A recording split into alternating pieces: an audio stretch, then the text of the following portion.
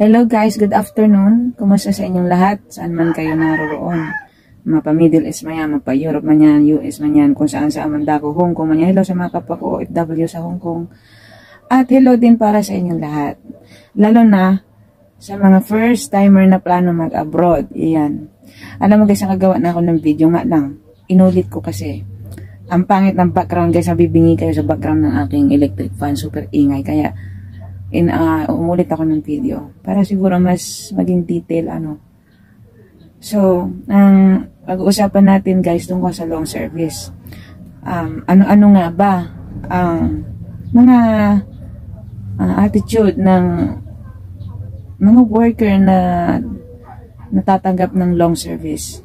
Okay, una-una sa lahat guys, personal opinion ko lang to Gusto ko lang mag-share sa inyo para may idea kayo paano kayo magkaka-long service.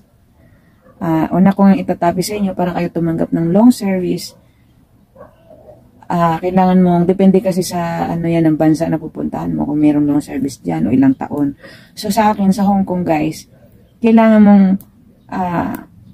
pag sinang long service at least 5 years pataas, pero yung the rest ng 5 years, yung less 5 years, meron din naman, pero para sa experience ko, 6 years kasi ako guys, sa isang amo. So, isi-share ko sa iyo ang naging experience ko, sa amo ko. At doon nga sa long service.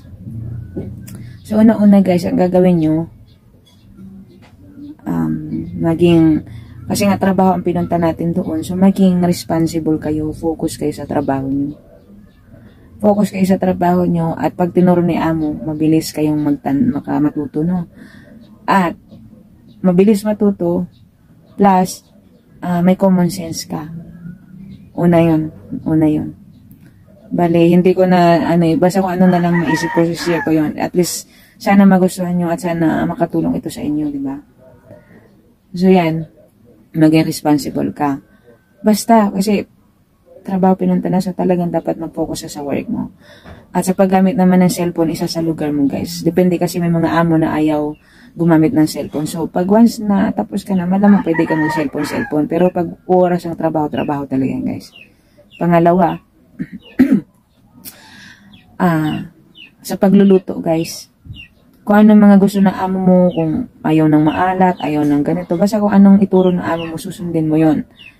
Kung anong way nila, susundin mo yun. Although hindi tayo perfect, ako hindi ako perfect, pero as much as possible, kung anong gusto ng amo mo, susundin mo yun. Tapos guys, gagawin mo lahat na niluluto mo, ililista mo na yun para the next time, alam mo na ang way ng amo mo, the way ng gusto nilang luto, ganyan. Ano pa ba? Number 3, sa number 3 na ba tayo? Ako na kasi ibalik yung video kasi nakita nyo pala nasa duyan ako guys, nagre-relax ako. Number 3 guys, trust. Kasi mga inchik may trust issue sila. Lalo na kung mangungutang ka sa bangko. Para sa mga datihan o sa mga baguhan, excuse po sa mga datihan, alam nyo na yan, di ba? So, para lang to sa mga gusto matuto, magkaroon na idea. So, sorry na lang doon sa iba, no? Trust issue, guys. Kailangan, hindi ka involved sa pera, no? Wala kang problema sa pera. Ingatan mo talaga yun na hindi malaman ni amo mo ikaw ay mangungutang, no? So, isikret mo yun. At, wag na wag ka talagang dadating sa point na tatawag ang bangko sa bahay mo para hindi ka matsugi sa bahay ni amo, no? Trust na pag mamamalingki ka guys, ililista mo mga pinamili mo, kung ano yung sukli, ano yung kulang, ililista mo doon. Talagang be honest. Tapos kung ano yung mga kalat-kalat na mga material na mga alas, yung pera yan, o kahit doon sa secret na ano nila na may mga password na puro pera ang laman, wag kang doon guys, wag na wag kang makikialam, wag na wag kang hahawak doon kasi unang-una, once na ang print mo doon ng kamay mo, kapag may nangyari, pwede kang gawa ng issue, no? Na kunwari ikaw ang gumawa nun kasi nandun yung mga daliri mo. Kaya minsan, be mindful. Minsan, bago ka humawak sa mga gamit nila, gagamit ka ng tissue para hindi bumakat yung pawis o bakat ng fingerprint mo, no? Ano pa ba? Nasa pangatlo na tayo, sa pang-apat. Sana tama yung sinasabi ko. Pang-apat guys, kapag inutusan ka ni amo sa mga bagay-bagay tulad sa estudyante nila, anak nila, tatandaan mo talaga yon, lalo na kung may baby, mayroong sakit ang alaga mo. Kunwari, Kapag may sakit ang alaga mo, lalo na kung sipon, kung ayaw nang may susundin mo ano sinasabi ni amo, pag bawal ganito, bawal ganito. Tapos naman, kung kunwari nag-i-school ang alaga nyo, kung saan ang school na alaga nyo, ituturo yun ni amo sa mga activity at mga place na dapat mabilis mong matutunan kung paano magpunta o pauwi.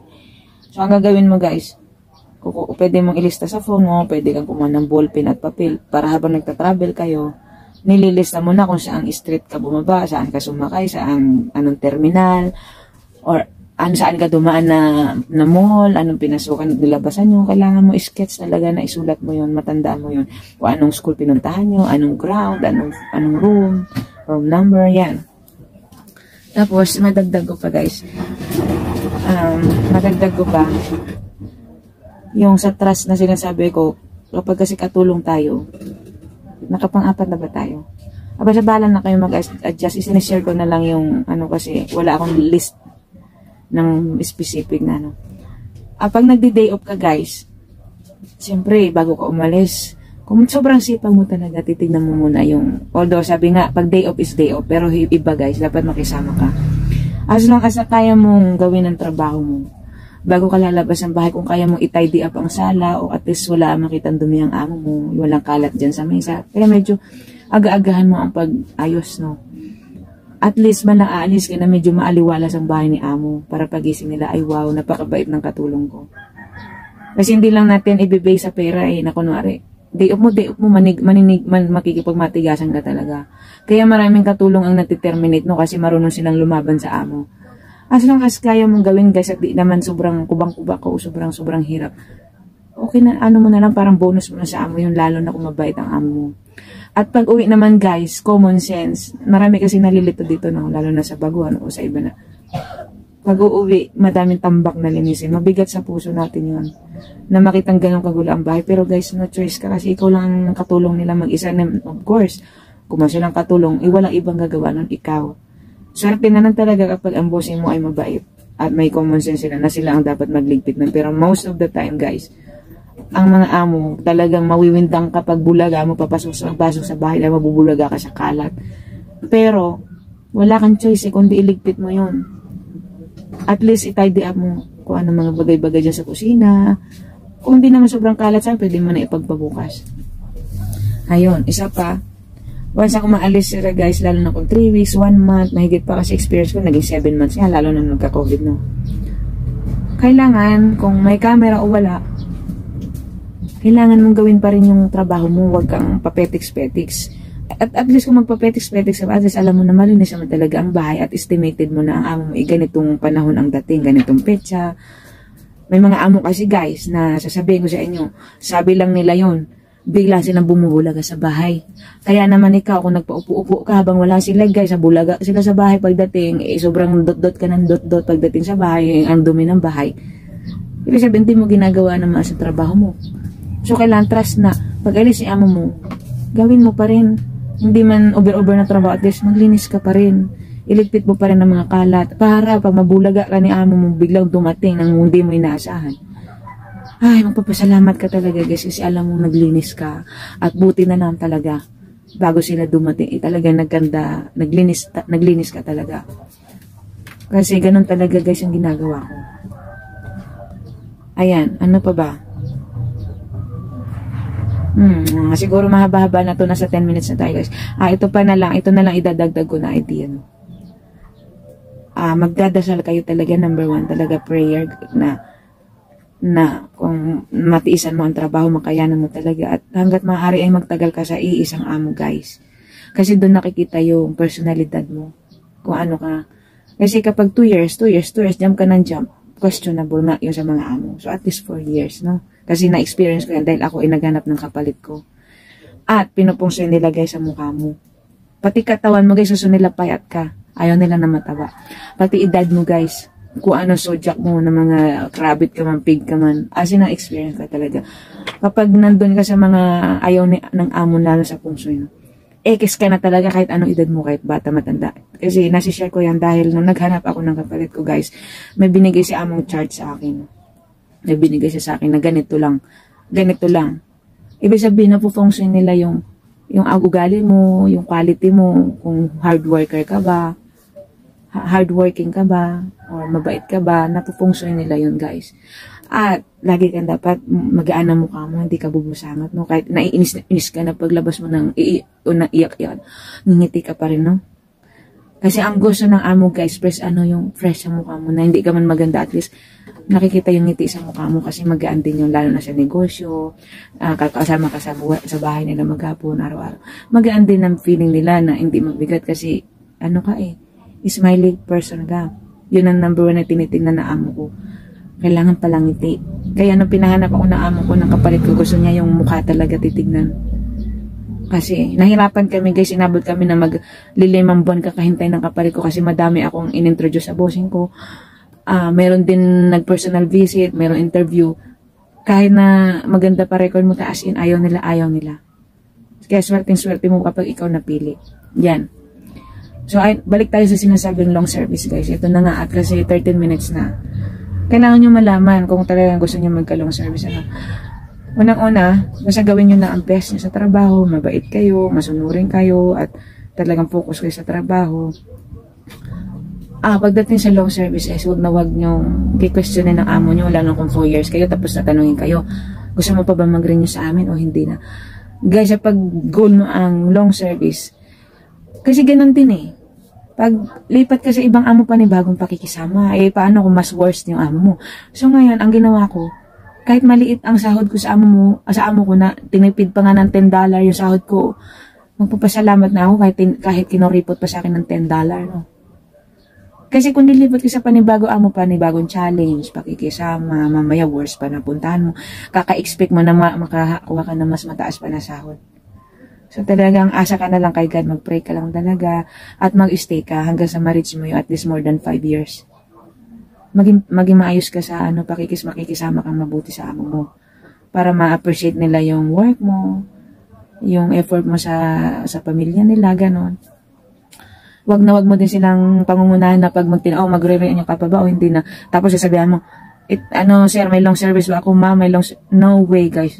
Based sa aking personal na experience, never ako nag-expect ng long service. Pero nung magsi 6 years na ako, naiyak-iyak na ako. Kasi siyempre bilang hard work mo doon, naiiyak ako kasi nga, siyempre, sino ba na maayos sa long service, no? Siyempre, i-goal mo yun. Tapos siyempre, magdadasal ka sana. Siyempre, inaasam-asamin mo na kahit pipilitan ka na gustong-gusto mo, pero at the other side ng pakiramdam mo, wag na lang, okay na lang na ganito. Pero i-wish mo pa rin, number 1, magdasal ka, talaga magdasal, i-wish mo. At huwag mo silang kukwentahan ng long service. Tapos, hayaan mo silang kumusa sa'yo, guys. Ito na pinaka-the best na part, no? Pumunta ako ng doon sa consulate sa Hong Kong. Alam mo tong excuse sa mga worker dyan sa government sa Hong Kong, lalo mga nagpipresent niya po ng mga assistant, no? Hindi pag-assist ang ginagawa ng iba, parang sila pa yung bossing ng location, no? Imbes tulungan ka, i-lift up yung feeling mo dahil OFW tayo, wala tayong pera, no? Imbes tulungan kang paano magka-long service, ida-down ka pa, no? Sasagutin ka pang pabalang. Kaya excuse sa mga manonood na nasa Hong Kong, nagmamagaling na mag-assist, no? Sorry kasi yan ang na-experience ko. Hindi ko lang matandaan kung sino yun, pero yun ang experience ko. Imbes na tulungan kang maging positive na magkakalong service to, tuturuan ko to mag-compute kasi ganun. Kasi ang papel nila, guys, pumunta sila doon para mag-assist sa mga helper na need ng tulong, ano. Ang iba dyan, parang kung sumagot, parang mga bossing sila ng company, makakapala mukha nila, para naman tayong kunyang. Excuse me. Nakakainis lang kasi yun, na-experience ko yun. Tuloy, imbis na gusto mo matuto, hindi ka nila magtatanong kasi mga balahura sumagot yung iba dyan, no? Basta yun. Kasi ito pinaka-best part, no? Hindi ka nag-i-expect, no? Pero, deep inside sa'yo, sana, Lord. Dami ko nang binisita, guys. Pumunta ako sa Hong Kong, nandyan sa may simbahan, sa may Central. St. John, sa mga English, mga mix ng Filipino foreigner ang nagsisimba, no? Nagpunta ako sa office, nagpa-compute ako. Kasi siyempre habang nagre-ready ka na ayaw mo na sa amo mo, siyempre kailangan mong paghandaan magkano ba dapat ma-receive mo sa long service, no? Nagpunta na nga ako sa Polo ba yan? Basta sa office ng Polo o consulate yun dyan sa Hong Kong. Disappoint ako dyan sa office na yan. Pero ayoko nang dibdibin, no? Sinishare ko lang. Move na tayo doon. So doon mas matino pa yung in-check at saka ang foreigner na ibang lahing magsagot sa'yo, tutulungan ka pa talaga mag-compute. Kasi sa atin mga kunyang mga nagmamagaling, wala naman mga posisyon sa buhay, yung pang matatapang pag tinanong mo, imbes sasagutin kang tulungan ka, mga balahura pa kung sumagot. Huwag kayong pupunta dyan sa office kung mga ano kayo, ayaw nyo ma-istorbo, ayaw nyo tanungin. Hindi kayo deserve magpunta dyan kasi ang mga nandyan, yung mapapasensya lang, no? Yung mga mahabang pasensya talagang willing magbigay ng ng advice. Yun. Pero kung mainit din ang ulo mo, ba't ka nandyan? Anong papel mo? Sa office ng Hong Kong, Apollo o Consulate yan. Mga helper dyan ng mga assist ko, no? Sorry na lang sa inyo, guys. Pero talaga na-experience ko yan. Nakakainis. Para naman tayong helper, no? Dapat nagtutulungan tayo. So, yan nga, guys. Ituloy natin yung exciting part, no? Kasi nalito ako eh. Yung exciting part na, yung expected mong, kasi iba na, may mga amo na kapag ayaw ka na talaga sa kanila, papakitaan ka na ng dahilan mo para umayaw ka na, no? Yun. Minsan mga amo, pag ayaw na talaga sa'yo, papakitaan ka na ng mga ugaling hindi mo magugustuhan, as in, magbubuwisit ka na talaga. Pero dahil ang goal natin ay long service, guys, mahabang pasensya talaga gagawin natin. So, yung sinasabi kong best part, yung alam na nila na hindi ka na magre-renew, no? Tapos, di ba, naiinis-inis ka sa kanila. Pero at the end of the day, nangingibabo pa rin yung na-appreciate ka nila kahit na ayaw mo na sa kanila, kahit na mali-mali na yung nakikita mo sa kanila. Ang sinabi pa rin sa akin, although nag-expect ako at hindi, mayroon sa wala, masaya ako kasi importante, maayos ang record ko, maayos ang pag-alis ko sa bahay ng amo ko. Ito na nga, ang sabi ni amo sa akin, sabi niya, bibigyan niya ako ng long service.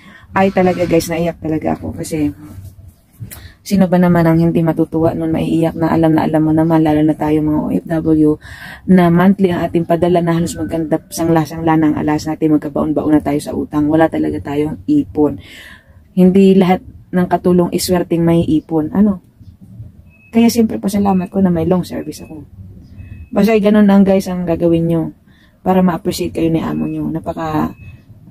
Basta marunong kayo makisama, palangiti kayo. Sinasabi ko sa inyo at samahan nyo ng number 1 ng dasal. Magpakasipag talaga kayo kasi deserve nyo makatanggap nun. Kasi super effort ka sa loob ng mahabang taon. So dapat lang talaga ang amo maka-appreciate sa'yo, no? At ito na nga, tumanggap ako sasabihin ko sa inyo, walang halong pagmamayabang, no?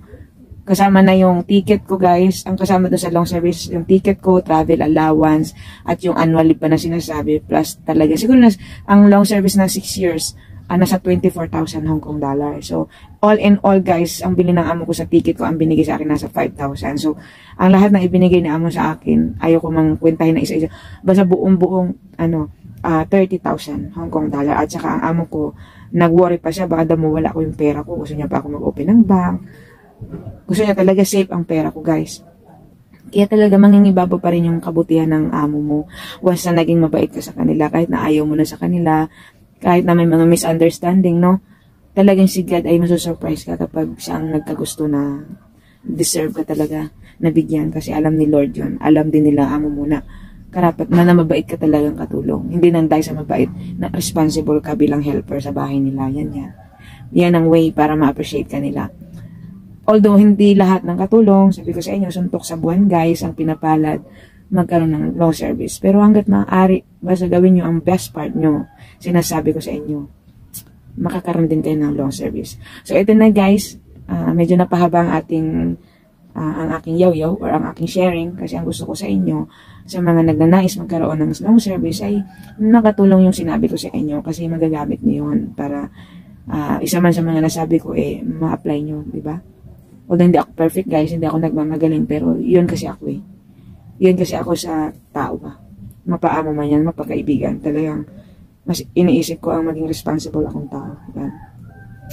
Ay, hanggang dito na lang guys. Sana nakatulong sa inyo. At wish ko na magkaroon din kayo ng long service. Yan, paghirap at pagtiisan nyo talaga guys. Tudod-tudong pagtitiis. Tudod-tudong pagpapasensya at pagdarasal. Number 1 kay God. Kasi sila ang nakakaalam ng mga blessing natin, no? At ipagpipray nyo din ng mga amo nyo.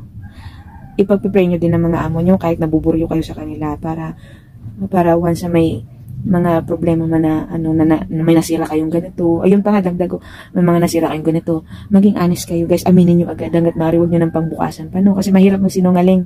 Ayun yun. Ayun basta, isama nyo sa dasal nyo ang amo nyo, ha? Tandaan nyo yan. Kahit gaano kapangit ang ugali ng amo nyo, basta sinasama nyo sila sa dasal nyo. kahit mga mukha lang silang puro pera, pag ikaw masyado kang mapagdasal, madadami din sila sa mga pagbabago sa buhay nila, no? Magiging mabait din sila sa'yo. At, meron akong tips na sa susunod ko ng video. Paano ka nga ba magiging swerte sa amo, no? Sa susunod na video na. Bye guys! See you next time! See you next time!